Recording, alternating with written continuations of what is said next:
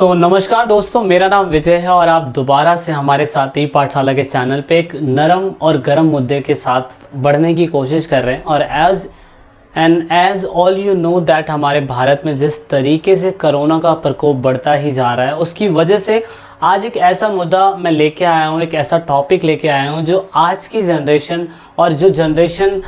इस प्रॉब्लम को फेस कर रही है, उन सभी के लिए ये मुद्दा बहुत ही मैं कह सकता हूँ बहुत ही इम्पोर्टेंट हो सकता है। वो है अनएम्प्लॉयमेंट के बारे में। जैसा कि सरकार बोल रही थी कि हम जो है पूरी तरीके से इस साल इतनी रोज़गार प्रोवाइड करवा देंगे, उतना रोज़गार प्रोवाइड करवा देंगे, वो तो पॉसिबल हो नहीं पाया। लेकिन आप ये देखने की कोशिश करें कि कोरोना वायरस की जो लहर थी, पहली, दूसरी और तीसरी लहर भी आने के लिए तैयार है। लेकिन आज का जो टॉपिक है मेरा इस वीडियो के अंदर, वो है अनएम्प्लॉयमेंट से रिलेटेड। यानी कि कोरोना जब से स्टार्ट हुआ है, लगभग आपके अप्रैल मार्च से स्टार्ट हुआ, जब से भी स्टार्ट हुआ है, तो उस टाइम पीरियड से जिस तरीके से हमारे भारत के अंदर कोरोना वायरस की वजह से अनएम्प्लॉयमेंट रेट गिरा है, चाहे वो गांव जैसे इलाके में हो, चाहे वो शहर जैसे इलाके में हो, और चाहे वो समाज के किसी भी हिस्सों में हो, चाहे महिलाओं में, पुरुषों में, बुज़ुर्गों में, जवानों में, कार्यरत हो या कार्यरत पे रहने वाले डिपेंडेंट्स लोगों पे हो,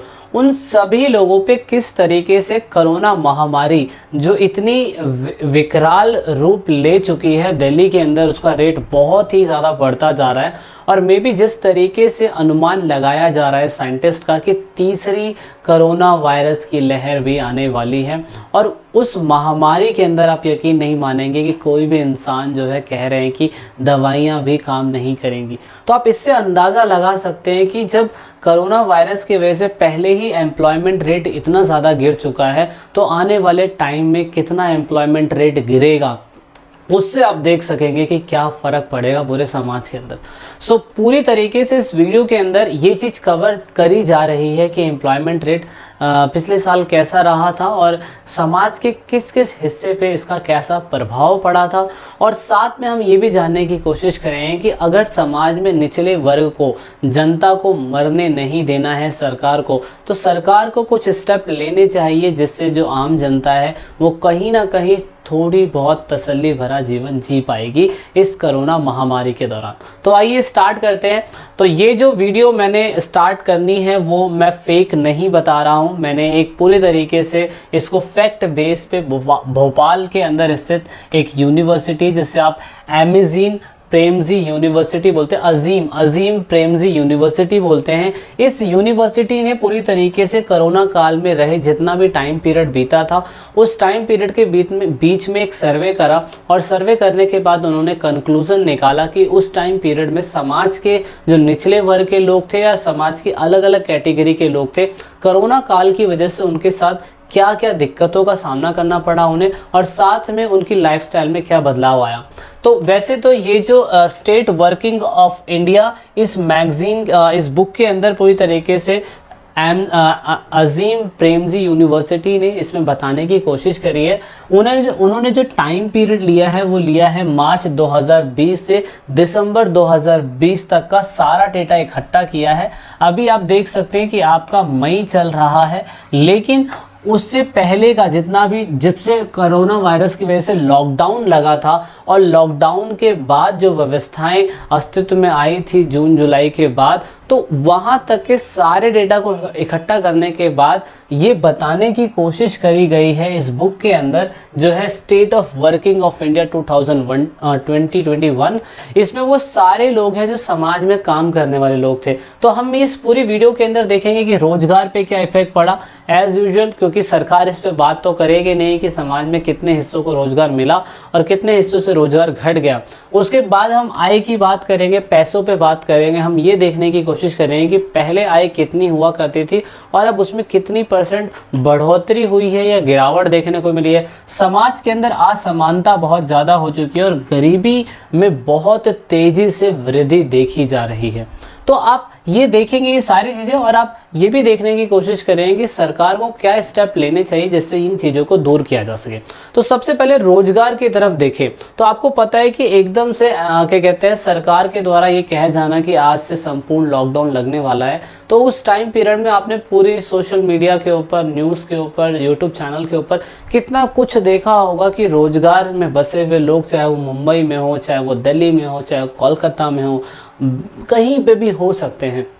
उससे पूरे समाज में रोजगार का प्रभाव बहुत ही ज़्यादा नेगेटिव देखा गया। लोगों को पलायन करना पड़ा, चाहे वो कैसे भी पलायन कर रहे हो। बहुत से लोगों को दुख दर्द हुआ, लोगों को भेड़ बकरियों की तरह एक ट्रक के अंदर भर के दूसरे स्टेट में भेजा गया, जैसे वो अपने ही देश के अंदर कहीं ना कहीं क्या कहते हैं पराए मुल्क से आके बसे हों। लोगों को ऐसा प्रतीत हो रहा था। तो उस टाइम पीरियड पे ऐसा लोगों का मानना है कि अप्रैल से मई 2020 जिस टाइम पीरियड पे लॉकडाउन लगा था, कम से कम 100 मिलियन लोगों की नौकरियां छूट चुकी थी। 100 मिलियन लोगों की नौकरियां छूटना एक इतना बड़ा आंकड़ा है कि आज तक किसी गवर्नमेंट में, किसी सरकार में आज तक कभी भी इतनी नौकरियां एक साथ नहीं छूटी। अब चाहे वो महिलाएं हो, चाहे वो बुजुर्ग हो, चाहे वो पुरुष हो, आप देखेंगे कि उनमें गिरावट बहुत बड़ी मात्रा में देखा गया। कोरोना वायरस की वजह से सरकार को स्टेप लेना पड़ा, लेकिन सरकार ने ये नहीं सोचा कि अगर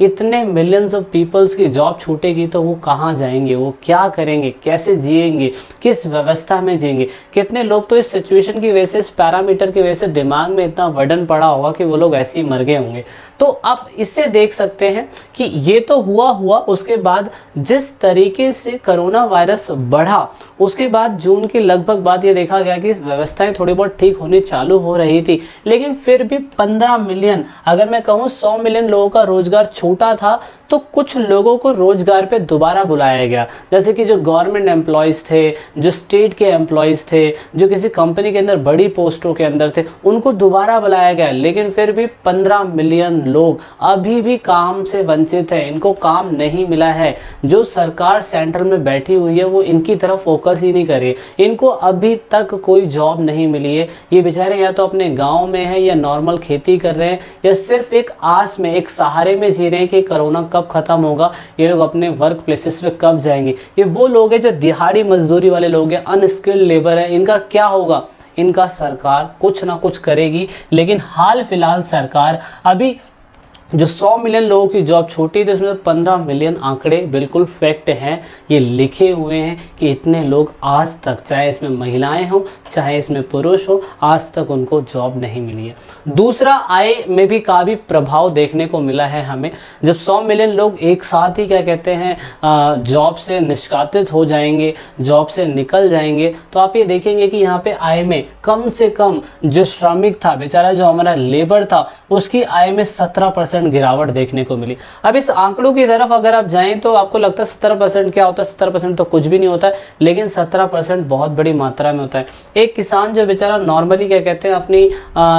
जीविका जो थी उसकी खेती पे, कृषि पे, इस पे जीता था, लेकिन उसके बाद कुछ टाइम के बाद वो काम काज, जब जिस टाइम तक फसल उग रही होती थी तो उस टाइम तक तो वहाँ पे वो रहता था, लेकिन कुछ समय 2-3 महीने टाइम मिलने के बाद वो शहरों जैसे इलाकों के अंदर माइग्रेट कर जाता था और वहाँ पे नॉर्मली जॉब लेके थोड़ा बहुत पैसा कमा के दोबारा अपने गांव में आ जाता था। लेकिन अब ये व्यवस्थाएं भी नहीं हो पा रही है। इन श्रमिकों के जीवन में बहुत ज़्यादा फ़र्क पड़ा है। 17% गिरावट होना बहुत ज़्यादा बड़ी बात होती है। अगर हमारे जीडीपी की ग्रोथ भी देखी जाए तो दर साल कम से कम 1 से 2-3% बढ़ती है, लेकिन एकदम से ही गिरावट आ जाना 17% लोगों की आय में, तो बहुत ही ज़्यादा बुरा हो जाता है। उसके बाद अगर महिलाओं की बात करें, महिलाओं की स्थिति भी ज़्यादा सही नहीं रही। महिलाओं की स्थिति में अगर देखा जाए तो जिस समय पे पुरुष लोग कामकाज में आए, तो जितने पुरुषों को शुरुआती समय में रोजगार मिला था उनमें से 61% जो पुरुष थे वो तो कामकाज में थे, लेकिन 7% लोगों ने उसमें रोजगार खो दिया है। मतलब अभी भी अगर 15 बिलियन पीपल की बात करें तो 15 बिलियन पीपल में तो 15 बिलियन लोगों की जॉब है ही नहीं। लेकिन अगर 15 बिलियन में से 100 बिलियन लोगों को जब कोरोना के टाइम पीरियड में रोजगार से हटा दिया गया था, तो उसके बाद दोबारा जब उनको वर्क प्लेसेस में बुलाया गया तो सिर्फ 61% लोगों को बुलाया गया, 7% लोगों को तो फिर भी नहीं बुलाया गया था। तो ये एक दिक्कत वाली बात है। महिलाओं के साथ भी सेम यही स्थिति थी कि लॉकडाउन के दौरान जो महिलाएं काम करती थी, जो स्थायी नौकरियां करती थी, उनको अपनी जॉब छोड़नी पड़ गई, क्योंकि कोरोना की स्थिति ऐसी है कि जहां पे 10 लोग काम करते थे वहां पे सिर्फ 1 या 2 व्यक्ति से ही काम करवाया जा रहा है। तो महिलाओं को अपनी जॉब से हाथ धोना पड़ा। वो कहते हैं ना, सरकार कहती है हाथ धोते रहिए, हाथ धोते रहिए। हाथ धोने का मतलब सरकार ने हिडन फॉर्मूला ये नहीं बताया कि हाथ धोते रहिए, जॉब से हाथ धोते रहिए, ये सरकार ने नहीं बताया था। तो ये चीज़ थी। तो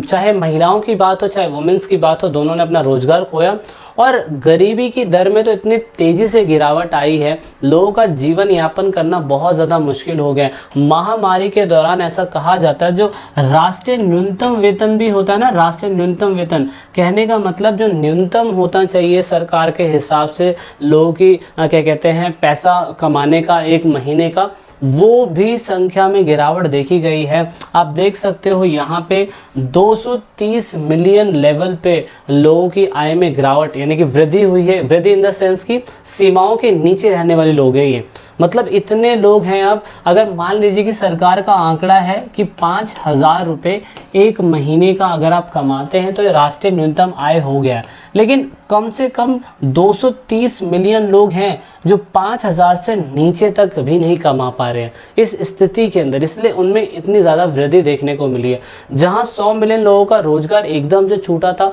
वहां 250 मिलियन लगभग करीब 5,000 या जो भी राष्ट्रीय न्यूनतम आय होता है उससे भी कम पैसों में अपना गुजर बसर करने पे मजबूर हो गए। तो कोरोना महामारी जो है उसने इन सभी पहलुओं पे बहुत ही ज़्यादा लोगों को नुकसान पहुंचाया है। और अब यहाँ पे सरकार के लिए सुझाव बस यही है कि ऐसे मध्यम क्लास निचले वर्ग के लोगों के लिए सरकार को कुछ इनिशिएट देना चाहिए। अब ये चीज़ें हैं जो आपको फोकस करनी चाहिए। नंबर 1 ये है प्रधानमंत्री कौशल विकास योजना, ये सरकार ने चलाया हुआ था और इसके तहत पब्लिक डिस्ट्रीब्यूशन में सरकार जो है जनता को अनाज देती थी। तो मेरे हिसाब से सरकार को पीडीएस डिस्ट्रीब्यूशन में क्या करना चाहिए, अनाज जो है, गेहूं है, आटा है, चावल है, चीनी है, दाल है, जो भी चीज़ें मुहैया कराती थी सरकार, अब सरकार को उसमें बढ़ोतरी करनी चाहिए, क्योंकि वैसे ही वो अपने बच्चों का लालन पोषण कर नहीं पा रहे हैं। तो इसके तहत में भी वो लालन पोषण कर पाएंगे। और जब तक कोरोना अपने पीक पर आएगा और उनको जॉब नहीं मिल रही है, जब तक वो अपने घर के लोगों को एटलीस्ट मिनिमम न्यूट्रिशन जो होता है, खाने पीने की चीज़ें होती है, वो तो दे पाएंगे। एक तो ये करना चाहिए। दूसरा, प्रधानमंत्री जनधन योजना जो अकाउंट खुलवाया गया था नरेंद्र मोदी की गवर्नमेंट के द्वारा, तो सरकार को कम से कम ऐसा करना चाहिए कि उन सभी अकाउंट्स होल्डर को 5,000 रुपये महीना नगद देना ही देना चाहिए। अब ऐसा नहीं है कि प्रधानमंत्री जनधन योजना के तहत ये जो प्रधानमंत्री जनधन योजना था इसमें जिनके अकाउंट खुले सिर्फ उन्हीं को पैसा दिया जाए, ऐसा नहीं है। दूसरे और लोग जो ऐसे निचले वर्ग और ऐसी कैटेगरी से बिलोंग करते हैं, जैसे बेरोजगार लोग हो गए, उसके बाद क्या कहते हैं रेडी पटरी वाले लोग हो गए, ऑटो रिक्शा वाले हो गए, से दिल्ली गवर्नमेंट ने 5,000 देने की उन्हें शुरुआत कर दी है। और ऐसे बहुत सारे अनएम्प्लॉयड अनस्किल्ड लेबर्स हो गए जिनको प्रधानमंत्री जनधन योजना जिनका अकाउंट है उनमें तो पैसे भेजे ही भेजे, लेकिन दूसरे और लोगों से भी कांटेक्ट किया जाए ताकि एटलीस्ट उनकी जो minimum criteria of living standard है एटलीस्ट वो जी तो सके। अगर मान लीजिए कि आपने उन्हें गेहूं दे दिया, अनाज दे दिया खाने के लिए, लेकिन सपोज उनके घर में कोई ऐसी दिक्कत आ जाए जो पैसों से ही पूरा हो सकता है, तो वो कहाँ से लाएंगे, क्योंकि उनकी तो जॉब छूट चुकी है। तो उनके लिए भी सरकार को स्टेप लेना चाहिए। और लास्ट ये जो सबसे इम्पॉर्टेंट है, मनरेगा के बारे में, जो गांव जैसे इलाकों के अंदर सरकार रोजगार देने की व्यवस्थाओं को बढ़ावा देती है, जो कांग्रेस के द्वारा चलाया गया था लेकिन आज बीजेपी भी उसे फॉलो कर रही है। तो सरकार को इन व्यवस्थाओं के तहत महिलाओं को और पुरुषों को और नौजवान जो 18 साल से बड़े बच्चे हैं उनको रोजगार देने के लिए मिनिमम वेजेस 100 दिन का रोजगार तो इसे कंटिन्यू रखे, ताकि एटलीस्ट जो दूसरे लोग हैं वो इसकी अर्निंग पे डिपेंड हैं तो वो जी सके। दूसरा सबसे इम्पोर्टेंट, आंगनबाड़ी जो महिलाएं हैं, आशा वर्कर जिन्हें आप बोलते हैं, उन आशा वर्कर को कम से कम आप देखेंगे कि वो ज़मीनी स्तर पे जो छोटे बच्चों का लालन पोषण होता है उनको खिलाना पिलाना सब कुछ, सरकार को उनको भी वेतन भत्ता देना चाहिए 5,000 रुपये का, ताकि उनका भी अपना जीवन यापन चलता रहे। कोविड-19 कहाँ तक बढ़ेगा, कैसा बढ़ेगा, और कितनी फैमिलीज़ की नौकरियां खतरे में होगी, और कितनी फैमिलीज़ की जाने जाएंगी, वो चीज़ें ना जाए। तो इसलिए सरकार को मेरे हिसाब से इन सभी चीज़ों पे फोकस करना चाहिए। और आप सभी अगर चाहते हैं कि सरकार ऐसा करे तो इस वीडियो को इतना शेयर करिए ताकि दूसरे लोगों तक ये इन्फॉर्मेशन पहुँचाई जा सके। सो आई होप आपको समझ में आया होगा कि सरकार को इनिशियल स्टेप क्या लेने चाहिए जिससे निचले वर्ग और मध्यम वर्ग के लोगों को मदद मिल सकेगी। तो जय हिंद, जय भारत, और जल्द ही मिलेंगे अब दूसरी वीडियो में जो एक करंट मुद्दे के साथ होगी।